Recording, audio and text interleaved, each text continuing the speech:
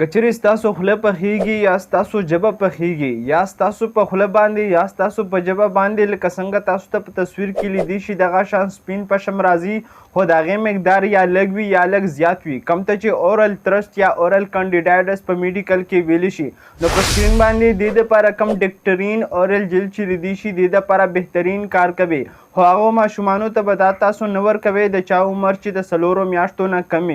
او کچری ستاسو په خوله کې زخم جوړیږي کم ته چې چالي ویلی شي او موت السر ورته ویلی شي یا بار بار ستاسو خوله پخیږي ستاسو ژبه پخیږي او هغه ټیک کیږي نه نو د هغې داسې څه وجه کیدی شي چې د هغې د وجې نه بار بار ستاسو خوله پخیږي او دویمه دا خبره څوک چې هم سګرټ زیات څکوي د هغې د وجې نه د هغو په خوله کې زخم هم زر نه جوړیږي او هغوی خوله هم زر نه خرابیږي او د هغوی په خوله کې د زخم جوړېدو چانسز هم کم وي نو داسې څه وجه کیدی شي د سګرټ د وجې چې د هغوی خوله زر نه پخیږي او ژبه یې زر نه پخیږي د سګرټ د څکلو وجه دا ده کله هم چې انسان سګرټ وڅکوي نو په سګرټ کې دننه نیکوټین دي او کله چې د انسان وجود ته نیکوټین لاړ شي نو د انسان په وجود کې ډرینل ګلینډ ورته ویلی شي موږ پښتو کې ستاسو د پوهېتیا دپاره دا ووایو چې غوښه ده چې د هغې غوښې نه سټیرویډ ورته ویلی شي او موږ پښتو کې ستاسو پوهېتیا دپاره دا ووایو چې کیمیکل خارجیږي کوم ته چې سټیرویډ ویلی شي او کله چې دا سټیرویډ په وجود کې خارجیږي نو که چیرې په خوله کې زخم وي یا نور په وجود کې زخم وي یا پړسوب وي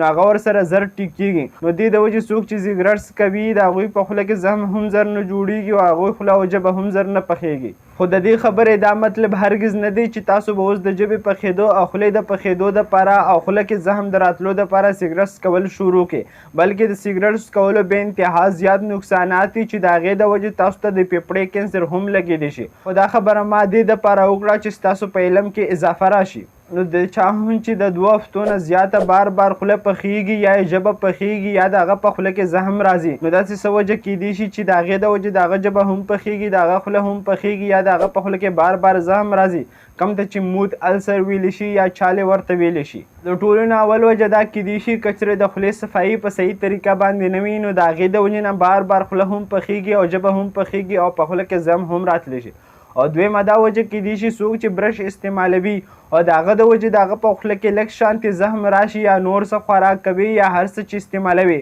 او د هغه په خوله یا په ژبه باندې دومره زخم راشي چې هغه ته پته نه لګي خو دا زخم بیا په مزه مزه زیاتیږي چې بیا خوله هم پخیږي او ژبه هم پخیږي او په خوله کې چالې هم راځي کوم ته چې موت السر ویلی شي او درېیمه وجه دا ده د چا په وجود کې هم چې د ویټامین ډیفیشنسي وي یعنې پښتو کې به ورته موږ دا ووایو چې د طاقت کمزورتیا وي د هغه د وجې هم بار بار خوله پخیږي او ژبه پخیږي او څلورمه وجه دا کیدی شي د چا په خاندان کې چې خوله پخېدل وي یا ژبه پخېدل وي یا په خوله کې بار بار زخم راتلی شي نو په نور خاندان کې هم 40% خطره کیدی شي د خوله پخېدو یا د زخم راتلو پنځمه دا وجه کیدی شي چاته چې IBS بیماري وي یا IBD بیماري وي چې دا د کولمو بیماري ده او د معدې بیماري ده چې د دې د وجې انسان ته ټینشن هم کېږي او سوچونه فکرونه هم ورته راځي او د هغه چې کوم غټو بول رفتار دی هغه هم ټیک نه وي او بار بار هغه ته درد هم محسوسیږي او د غټو بول تکلیف هم ورته زیات وي چې د هغه د وجې هم خوله پخېدی شي او ژبه پخېدی شي او په خوله کې زخم راتلی شي نو که چېرې ستاسو بار بار خوله پخېږي یا ستاسو ژبه پخېږي یا ستاسو په خوله کې زخمونه راځي